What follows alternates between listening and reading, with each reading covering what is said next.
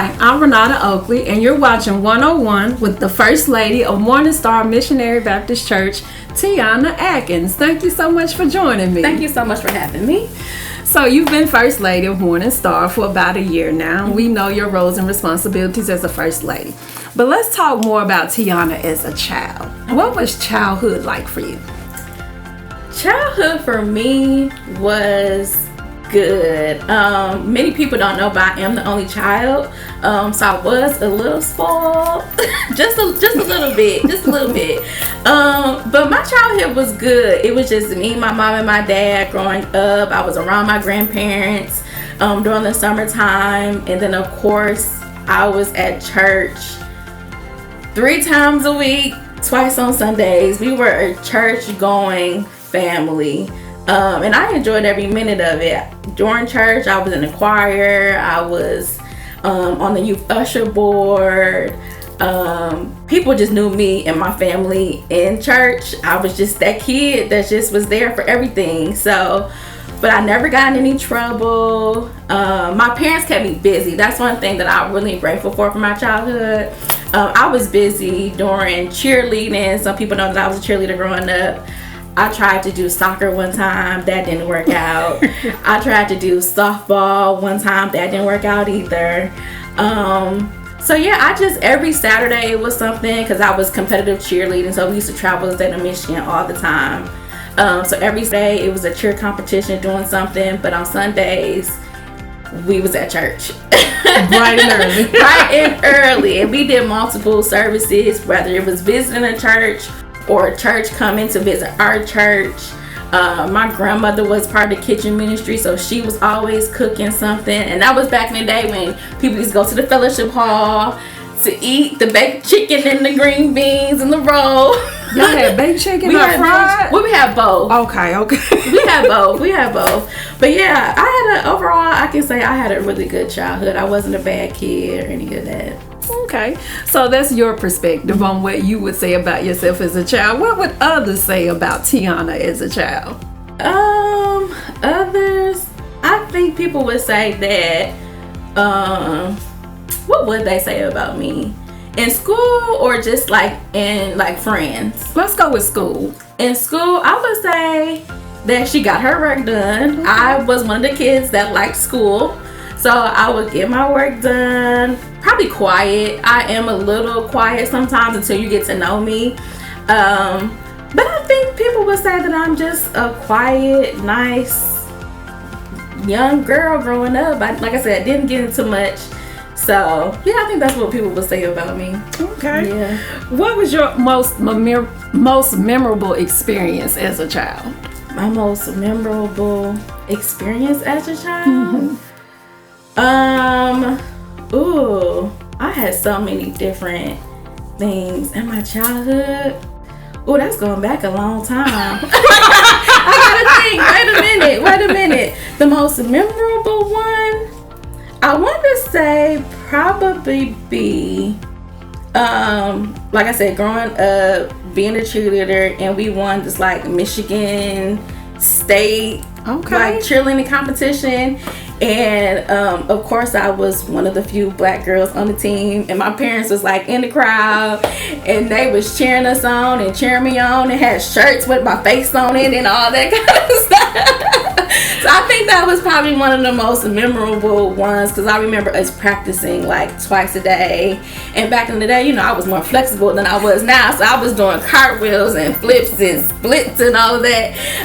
And we had to work out too, so like I think just practicing that and just end up winning that competition was probably the most memorable for me.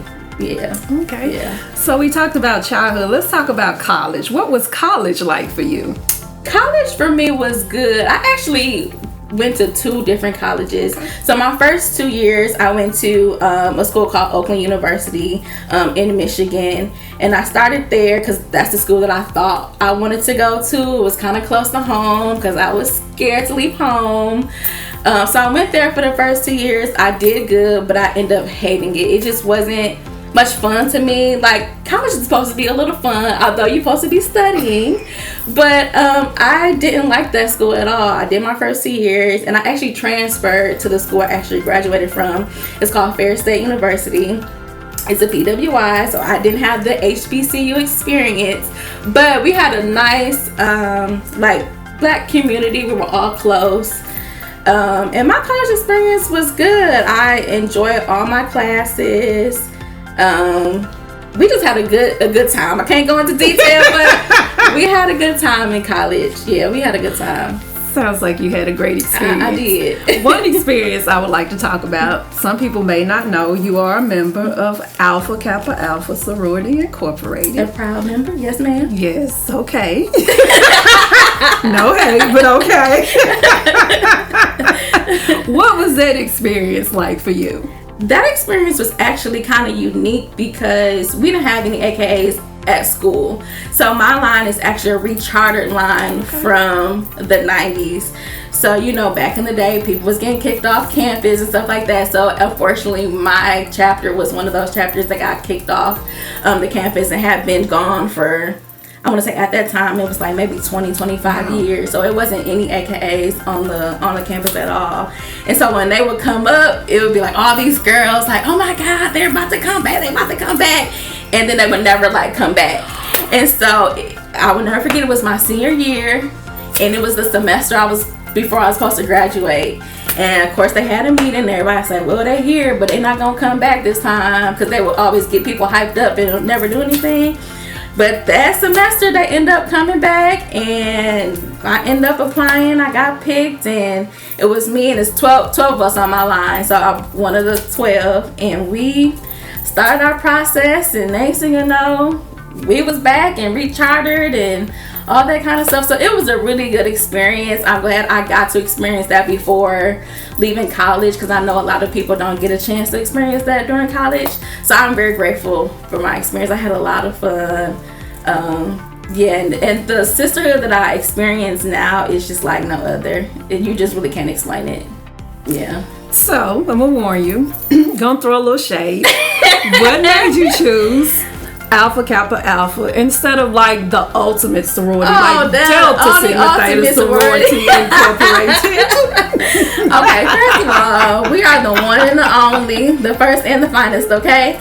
But no, so there were some ladies in church that I was familiar with growing up that just was like exude just like grace and just they were just so proud of their sorority and they were very active in their sorority and just community service. And of course one of our things is service to all mankind. So the ladies that I met growing up or just knew growing up, I just was like, whenever I get a chance, that's what I'm gonna do. I mean, of course you do your research for other ones, but that was Alpha Kappa Alpha, just the one that I recognized in myself. So, and for the people in the back, it's all Greek love. Just FYI, all Greek love.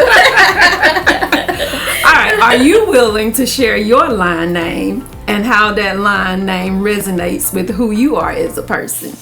Okay, what is my line name? Can I remember it? Let's see. It's been a while too.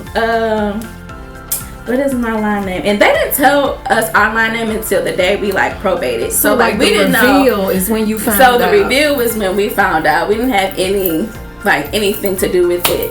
I know it has Pearl in it. Gentile Pearl. Because I remember I was like, it means gentle, but no, it's Gentile Pearl. And when I looked it up, it means like gracious.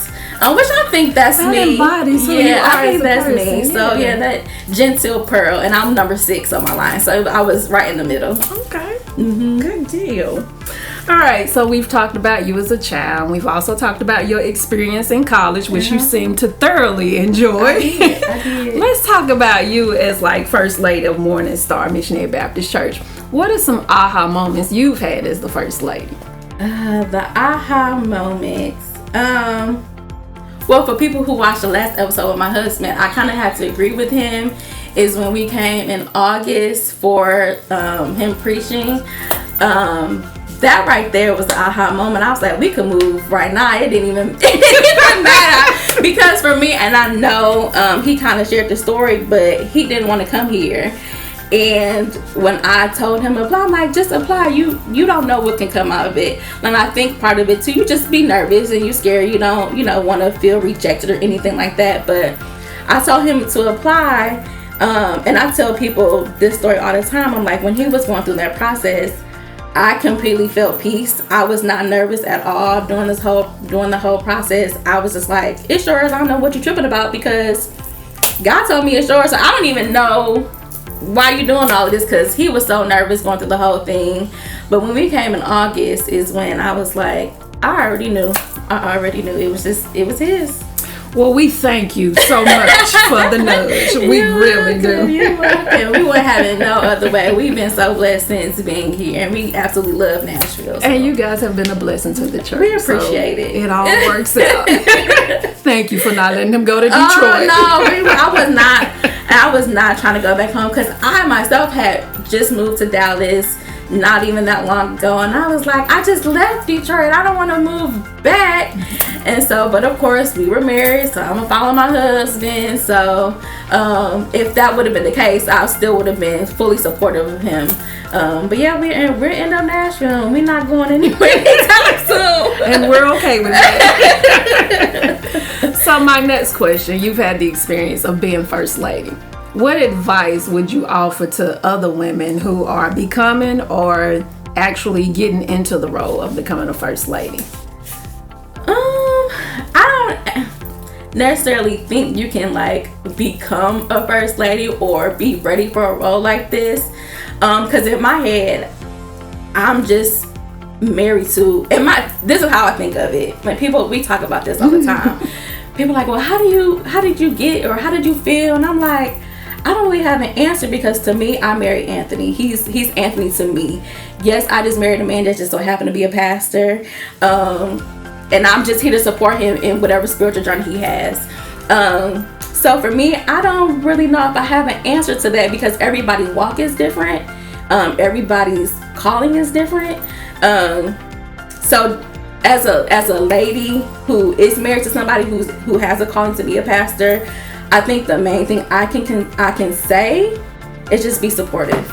Be very supportive of your husband, because there will be some days, some good days, bad days, hard days. But at the end of the day, be supportive. That's the main thing I can say. I think that was a great answer. That was, yes, you were spot on with that. Yeah. Because again, you never know what might happen, and at the end of the day, your main role is to be supportive and to be his helpmate. My main role is to be first lady. My main role is to be his wife, and that's like I said, he's Anthony to me, and that's how we started when we were dating. He was Anthony. Yes, we would go to church, and yeah, I would see him and all of that, but out of that pulpit, he's just a regular person. So yeah. Good deal.